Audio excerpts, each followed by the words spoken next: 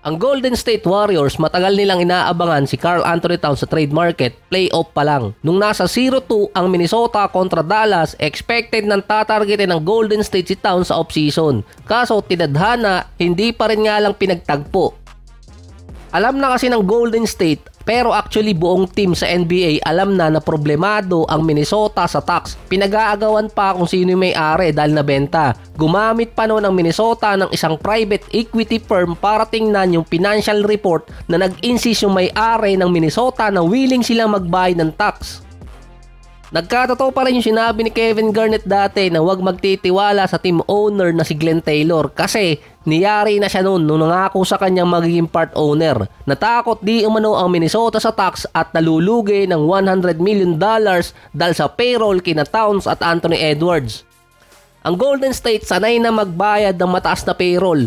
Ilang taon na silang nasa $400 million pataas. Walang nakakaalam ng trade ni Towns kumbaga biglaan dahil wala na si Woj sa ESPN. Masyado silang busy kay Jimmy Butler at kay Giannis na sinabi sa report na kung nalaman ng Golden State na iti-trade si Towns, ma-outbid nila yung Knicks.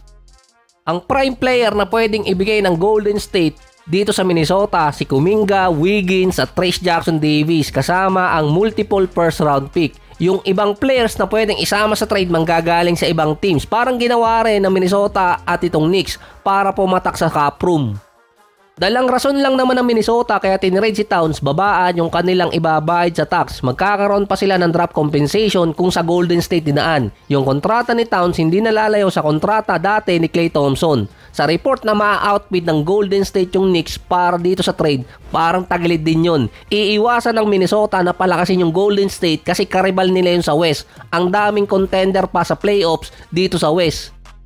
Kaya nga yung Clippers hindi pumayag sa sign and trade kay Paul George dahil ayaw nilang palakasin yung Golden State. Kay Markkanen naman, napapirma agad ng Utah Jazz nung ayaw ibigay si Podziemski kasama itong si Kuminga. Nakaligtas sa kanila si Towns pero may isang player pa daw na pwedeng targetin ng Golden State. So hindi yun si Brandon Ingram na ngayon gustong kunin din ng Philadelphia after ng trade ni Towns dito sa Knicks. Hindi rin papabor sa Golden State na kunin si Brandon Ingram dahil baka iwan din sila next season, expiring contract na, at hindi rin nila mabibigyan ng $200 million na hinihinging kontrata. Ang Blazers base sa mga report nasa fire sale. Willing silang i-trade si Grant at si Anthony Simons dahil sa rebuild na kasama pa rin doon sa pwedeng i-trade si Robert Williams. Hindi all-star si Grant pero sa pagitan nila ni Wiggins, mas okay yung nilaro ni Grant sa nakaraan 2 season. Noon pa lang kasi interesado na ang Golden State kay Grant kaso ang gusto ng Golden State isang all-star player.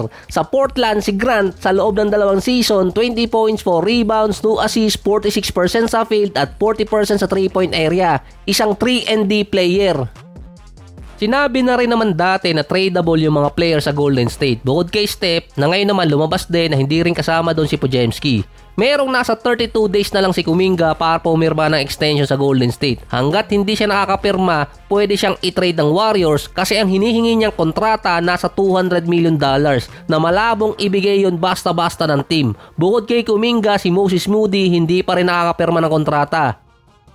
Sinabi rin naman ni Kuminga na hindi pa bukas yung pinto niya ngayon dahil kung hindi pa siya nakakapirma ng kontrata pwede siyang ma-trade, pero kapag nakapirma na siya next season mahihirapan naman sa trade yung Golden State at walang basta-basta kukuha ng kontrata ni Kuminga kung wala siya sa all-star level. Magkakaroon pa yun ng tinatawag na restriction na bawal magkaroon ng 2 player na Derrick Rose rule via trade.